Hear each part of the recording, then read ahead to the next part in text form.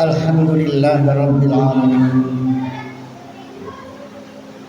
Alhamdulillahilladzi nahmaduhu wa nasta'inuhu wa nastaghfiruh wa na'udzu billahi min shururi anfusina wa min sayyiati a'malina. May yahdihillahu fala mudilla lahu wa may yudlilhu fala hadiya lahu. Asyhadu an la ilaha illallah wahdahu la syarika lah wa asyhadu anna Muhammadan abduhu wa rasuluh. Allahumma shalli wa sallim wa barik ala Muhammad wa ala alihi wa sahbihi ajma'in, amma ba'd.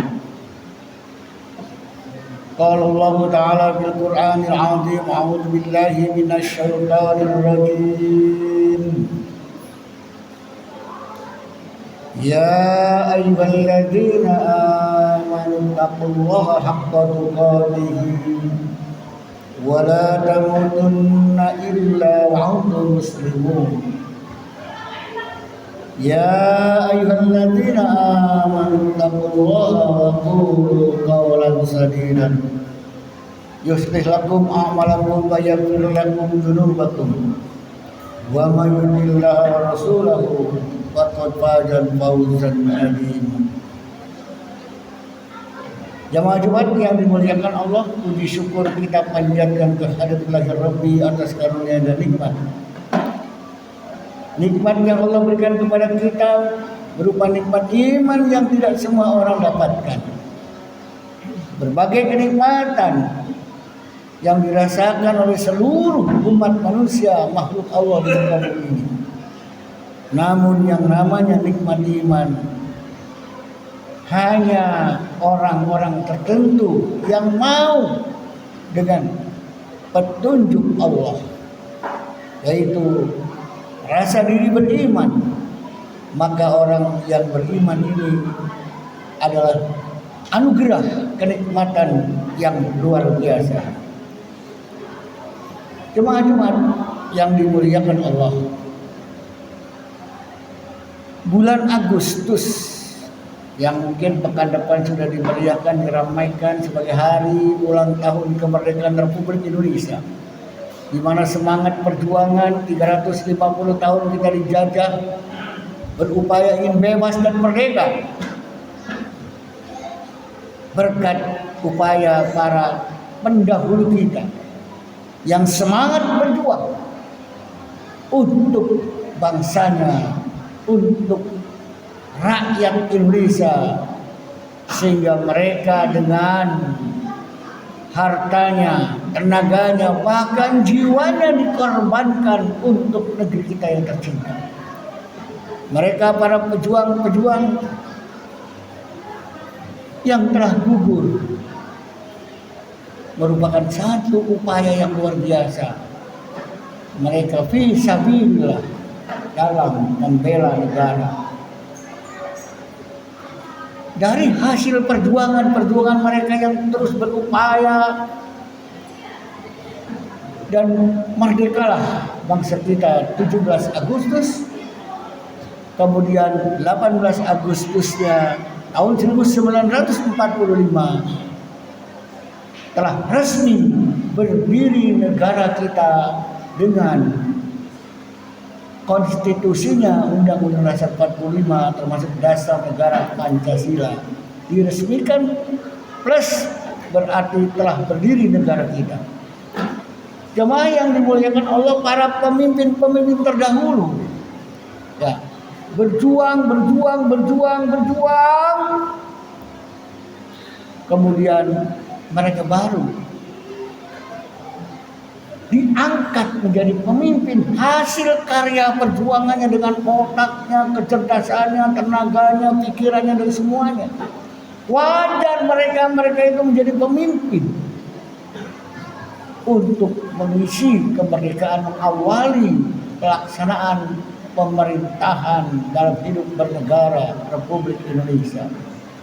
Mereka orang-orang berkualitas, orang yang bermutu, mampu berdialog, ilmunya tinggi, sehingga memimpin negeri ini tanpa pamrih, bahkan sambil mengisi kemerdekaan ketika negara butuh apapun, dikorbankannya hartanya untuk kepentingan pelaksanaan pemerintahan. Karena kita nggak punya modal dalam membangun negara. Nah, setelah 80 tahun kita merdeka, apa yang kita rasakan? Dan bagaimana para pemimpin-pemimpin kita mengolah negeri ini yang memang di dalam konstitusi adalah segala kekayaan alam yang ada di dalamnya, bumi, laut, ya, hutan, semua dikelola oleh negara untuk kepentingan rakyatnya dan dibagikan untuk kemakmuran rakyatnya, sehingga rakyat merasakan kehidupan yang sejahtera dari mengolah kekayaan alam kita. Bagaimana kenyataannya perkembangan setelah 80 tahun kita merdeka? Apakah kita sudah merasakan? Nah, disinilah ya kita berharap kepada para pemimpin kita sekarang ini, coba tolong kelola negeri ini, kemudian makmurkan, sejahterakan rakyatnya sesuai dengan konstitusi undang-undang dasar negara kita. Mentalitas pemimpin kita harus sama seperti mentalitas pemimpin terdahulu ketika awal merdeka.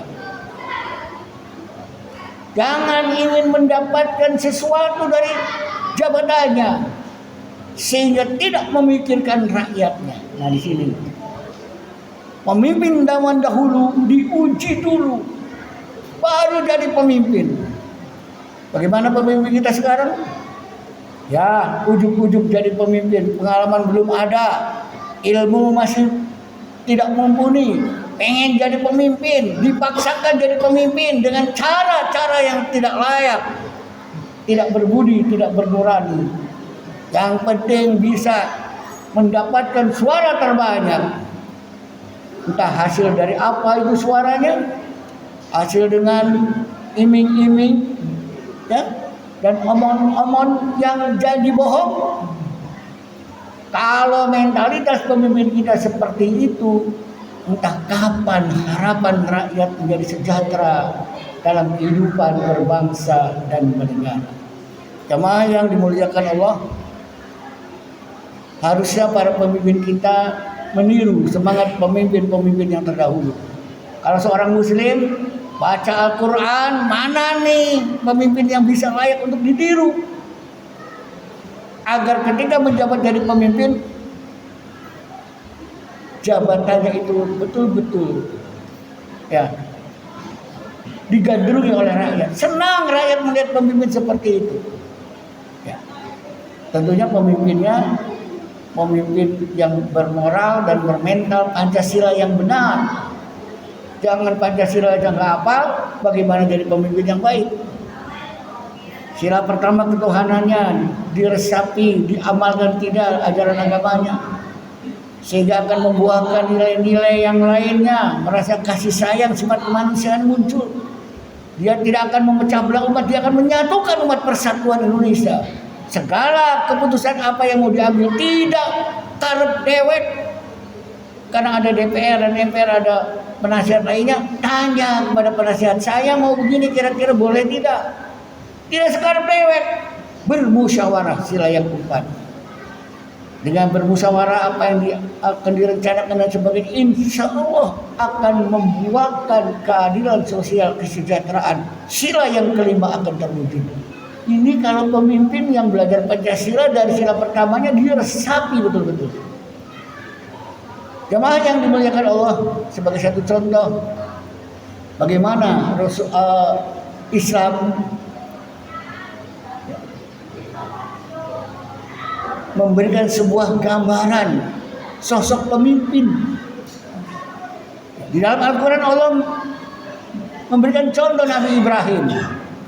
Al-Baqarah ayat 124. A'udzubillahi minasyaitonirrajim. Wa idibtala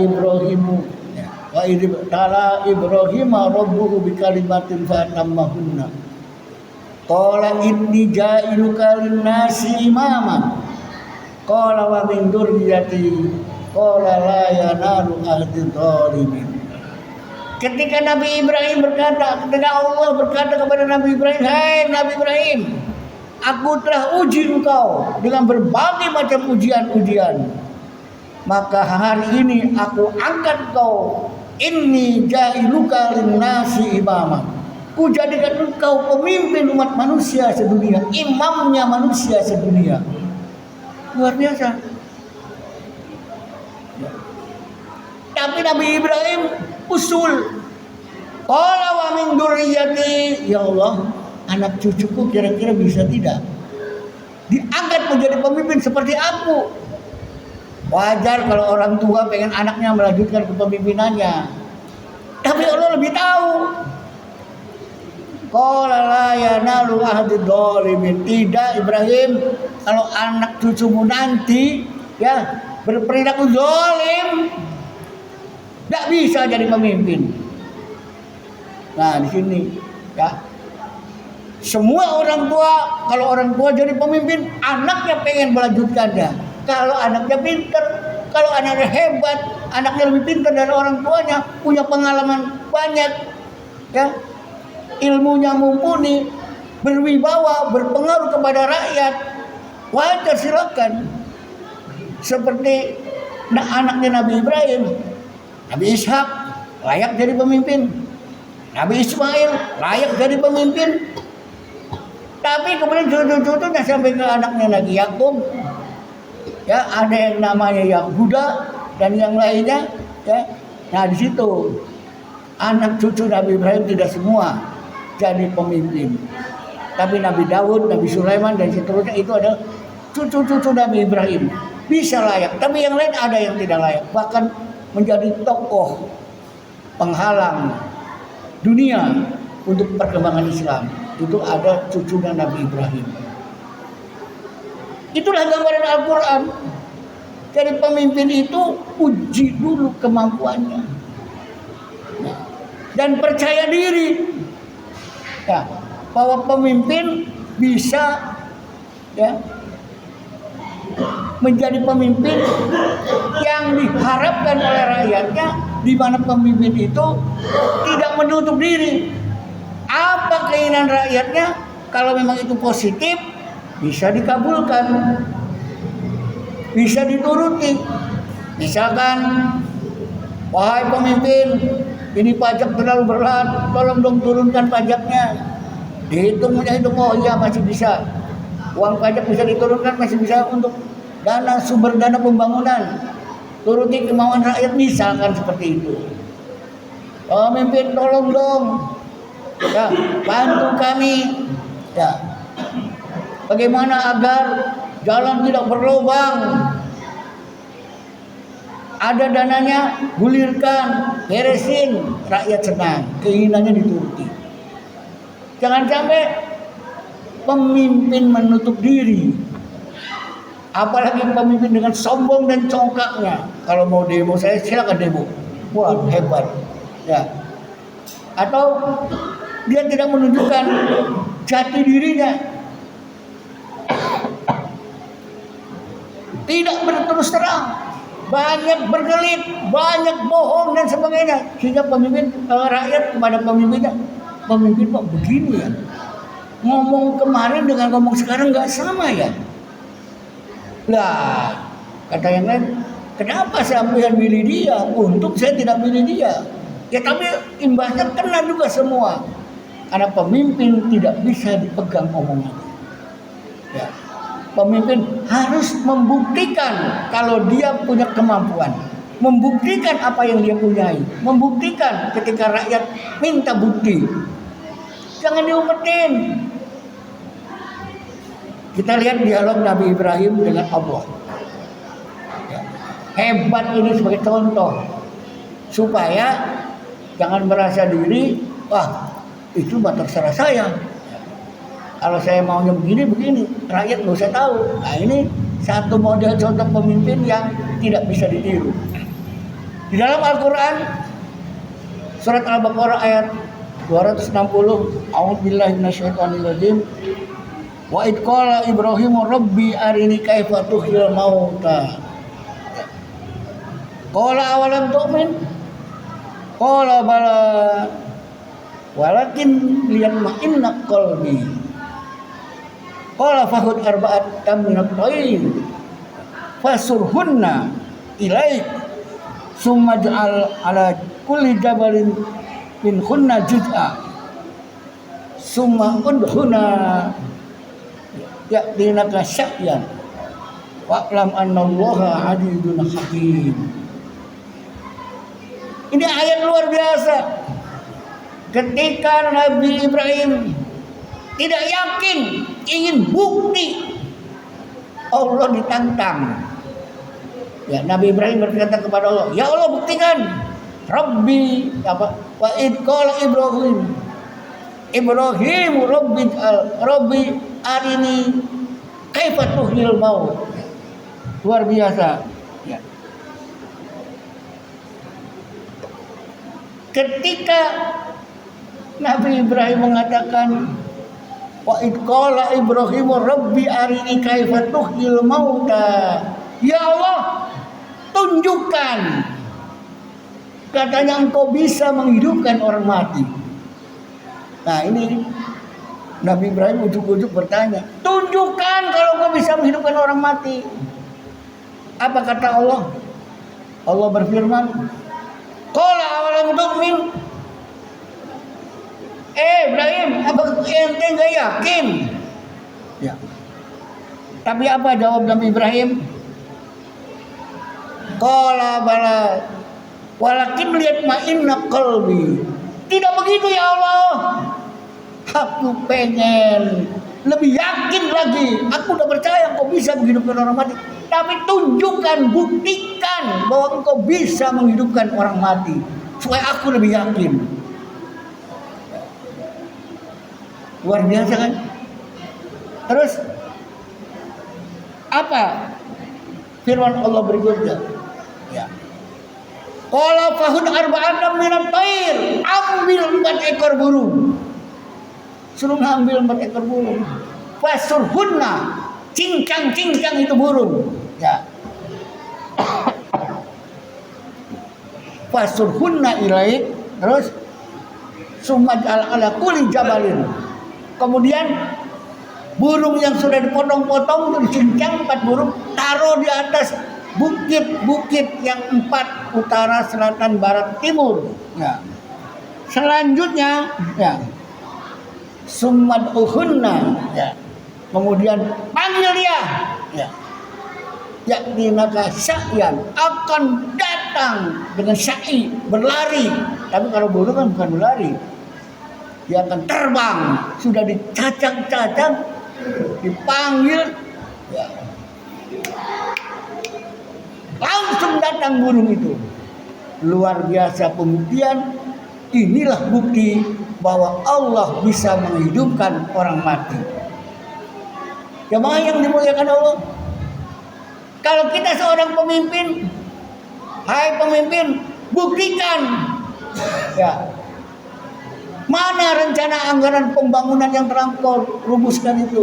Pengen tahu untuk apa saja dana rakyat yang masuk pajak itu. Tolong buktikan. Pemimpin kasih tahu nih reng-rengan. Ya, reng-rengan biayanya, laporan pertanggungjawabannya ada.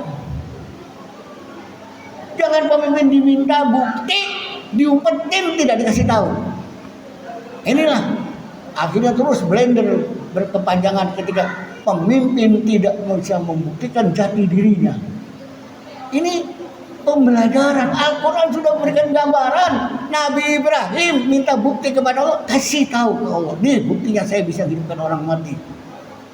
Kalau ditanya, saudara lulusan sekolah mana? IAIN Cirebon, mana bukti ijazahnya? Nih ijazahnya. Selesai. Dicontoh aja. Saudara hebat, ya. Sarjana kalah dengan saudara. Siapa yang tahu saudara lulusan mana? Tunjukkan ijazahnya. Maaf, saya otodidak, tidak sekolah. Saya nggak punya ijazah. Terus terang. Jadi apa? Jadilah keterus terangan dengan siapapun sehingga ada harmonisasi. Ya. Hubungan sosial jadi terpelihara, tidak ruwet carut marut karena ada komunikasi, sosialisasi, harmonisasi antar warga negara, apalagi antara rakyat dan pemimpinnya. Kalau sudah mentalitas itu adanya ketidakjujuran, kebohongan, tidak percaya diri, layaklah menjadi pemimpin orang yang semacam itu. Nah inilah 17 Agustus kita berharap pemimpin-pemimpin bangsa yang sekarang mampu menunjukkan jati dirinya, mampu memperjuangkan kesejahteraan rakyatnya, sehingga kita akan mendapatkan negeri kita yang aman, tentram, dan sejahtera. Ya, modalnya apa? Tadi sila pertama diamalkan. Ya, dengan iman kita akan merasa nyaman. Dengan iman masyarakat akan tentram. Dengan iman negara akan aman. Sehingga dengan iman ini baldatun thayyibatun wa rabbun ghafur, negara kita akan tercapai. Barakallahu li wa lakum fil Qur'anil azim wa nafa'ani wa iyyakum bima fihi minal ayati wa dzikril hakim. Taqabbal minni wa minkum tilawatahu innahu wal ghafurur rahim.